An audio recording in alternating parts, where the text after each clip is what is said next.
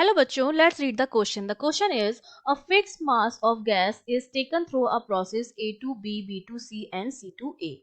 Here A to B process is isobaric, that means pressure is constant, B to C is adiabatic and C to A process is isothermal, means temperature is constant. Okay? तो आपको निकालना है final pressure at point C पर आपका pressure find out करना है आपको. ठीक है, तो अब हमें पता है कि जो ए बी प्रोसेस है हमको वो दे रखा है, हमें सी पॉइंट पर फाइंड आउट करना है. तो अगर मैं सी टू ए प्रोसेस की बात करूं तो सी टू ए प्रोसेस मुझे दे रखा है आइसोथर्मल, मींस हमारा टेम्परेचर जो है वो क्या है, कांस्टेंट है. टेम्परेचर अगर कांस्टेंट है तो आइडियल गैस इक्वेशन से मैं लिख सकती हूँ पीवी इक्वल्स टू आएगा कांस्टेंट.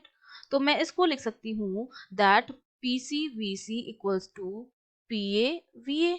और ए पॉइंट पर प्रेशर हमको पता है which is 10⁵. That means PC VC की जो वैल्यू आ जाएगी 10⁵. और ए पॉइंट पर हमको वॉल्यूम भी पता है जो कितना है 1 है इंटू 1. तो ये किसके बराबर आ गया, 10⁵ के बराबर आ गया पीसीवीसी की वैल्यू. ये हो गया इक्वेशन नंबर 1. ठीक है, अब सेकेंड प्रोसेस जो हमको दिया है, सेकेंड प्रोसेस जो हमको पता है वो हमें पता है बी टू सी जो प्रोसेस है हमारा वो है आपका adiabatic process, means there is no heat transfer between the system and surrounding. और इसकी जो इक्वेशन होती है एडियाबैटिक की, पीवी गामा इक्वल्स टू होती है कांस्टेंट.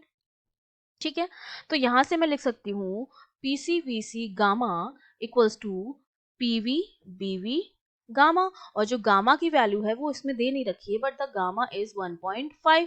ठीक है, तो यहाँ पर जब हम वैल्यू पुट करेंगे गामा की P C V C 1.5 that is equals to PV.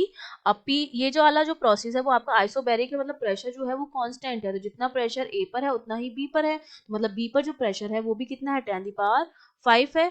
Into B पर वॉल्यूम जो है वो कितना है 4 है. तो यहाँ पर मैं लिख दूंगी 4 की पावर 1.5. तो यहाँ से मैं कैलकुलेट, जब ये इक्वेशन मेरी हो गई 2. अब दोनों इक्वेशन से मैं ये लिख सकती हूँ, जब मैं दोनों इक्वेशन को सॉल्व करूंगी फ्रॉम इक्वेशन 1 एंड 2, दोनों को सॉल्व करने पर मेरे पास वीसी की जो वैल्यू आ जाती है वो आ जाती है 64 मीटर क्यूब. ठीक है, ये मेरे पास आ गया सी पॉइंट पर वॉल्यूम. अब सी पर जब मैंने वॉल्यूम कैलकुलेट कर लिया है और मुझे कैलकुलेट क्या करना है, मेरे को कैलकुलेट करना है प्रेशर, तो मैं क्या करती हूँ इस सी की वैल्यू को इक्वेशन 1 में रख देती हूँ फ्रॉम इक्वेशन 1. ठीक है, तो जो मेरा हो जाएगा PC into 64 that is equals to 10⁵. तो पीसी की जो वैल्यू हो जाएगी 10⁵ upon 64 newton per metre square.